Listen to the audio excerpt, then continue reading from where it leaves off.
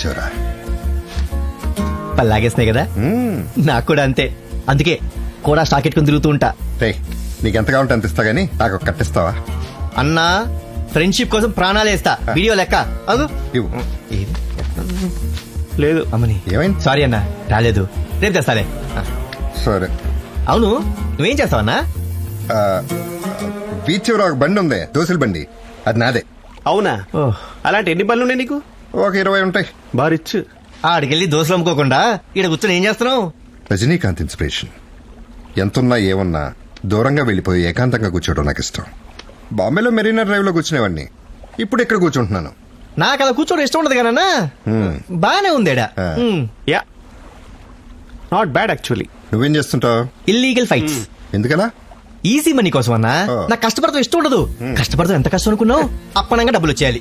అన్నా, నీకేమైనా ఐడియా ఉంటే చెప్పే.